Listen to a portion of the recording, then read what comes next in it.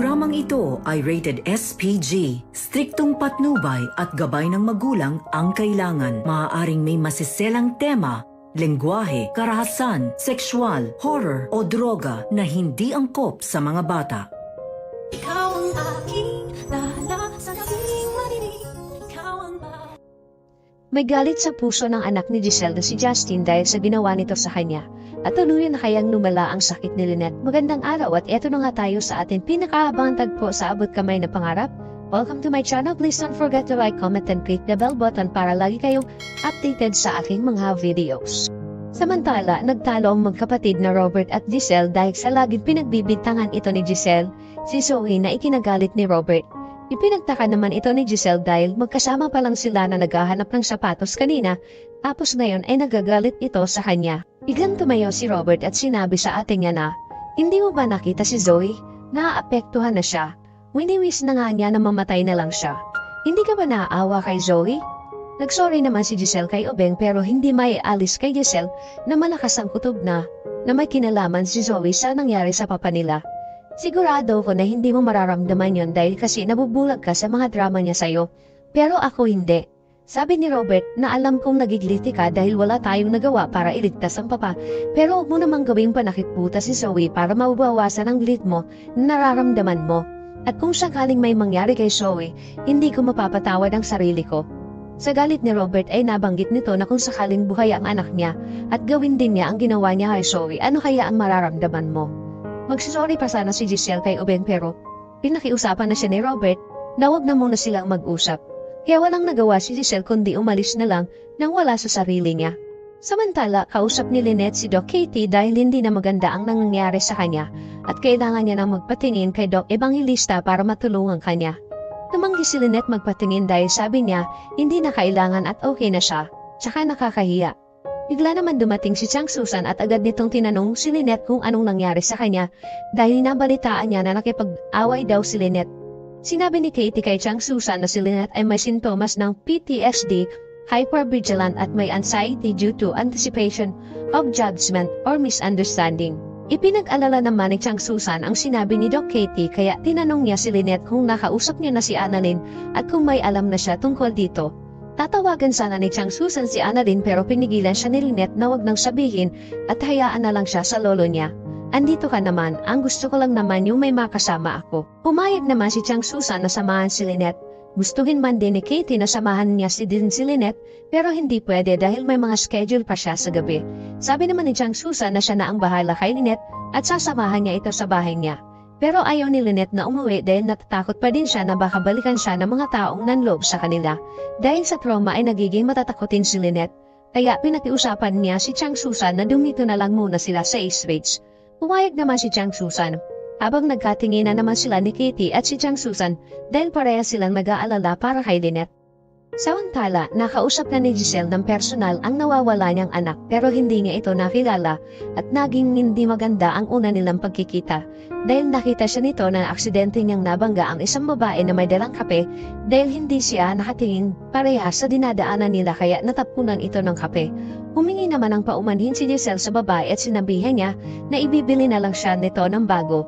Habang sa di kalayuan ay nakatingin sa kanila si Justin at pinanonood niya lang ang nangyayari. Nilapitan niya si Giselle at sinabihan niya na alam mo kung mainit na kape yung hawak niya tapos tumapon sa kanya, she could suffer third-degree burns. In the US, pwede kang makulong ang magbayad ka ng milyon-milyon para lang sa damages. At sabay tinalikuran ni Justin si Giselle. Naiwan si Giselle at nagtataka kung sino ang babaeng kumausap sa kanya. Napaisip na lang siya.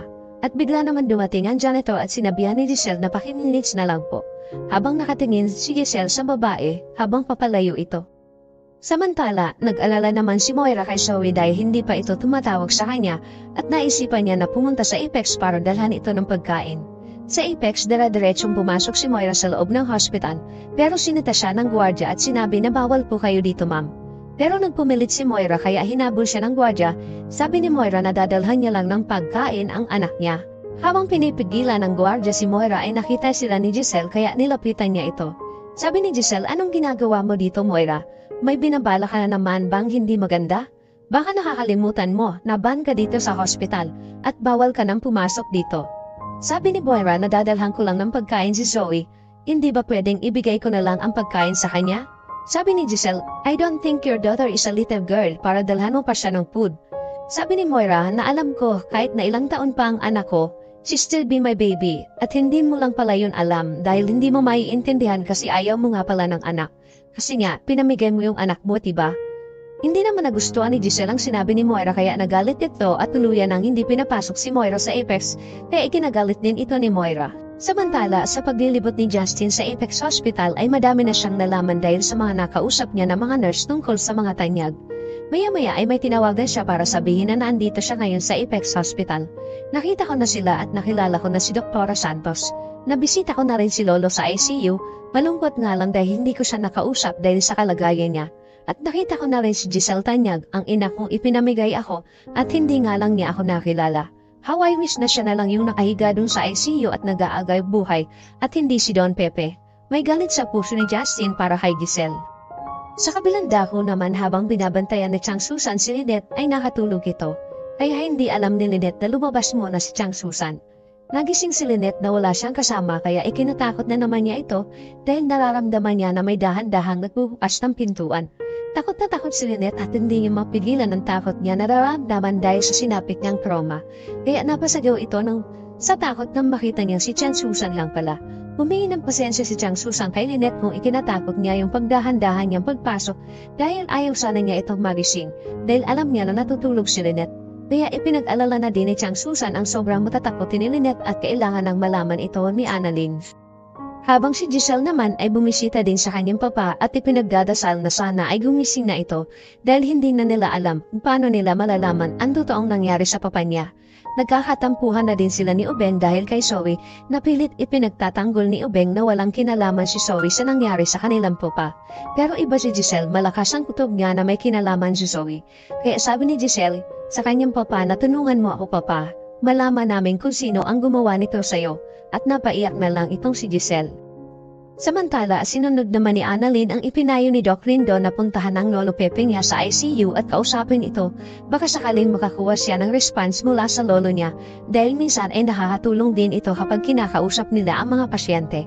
Pero bigo si Annalyn na makitaan ng sinyales ang lolo niya sa mga response kahit nakausapin niya ito, kaya paglabas niya sa ICU ay agad naman siyang sinalubong ni Doc Rindon at tinanong niya si Annalyn kung kamusta. Pero biglang umiyak si Annalyn at napayakap siya kay Doc Rindon dahil wala siyang nakuwang response mula sa Lolo Pepe niya na ikinalungkot naman ni Doc Rindon. Paano malalaman ni Giselle na si Justin ang nawawala niyang anak? Ano ang gagawin ni Annalyn kapag nalaman niyang may sakit ang nanay Lynette niya na PTSD? Yan ang ating pakaabangan dito lang sa Abot Kamay na Pangarap. Huwag bibitiw at huwag kalimutan mag-subscribe. Maraming salamat po and God bless.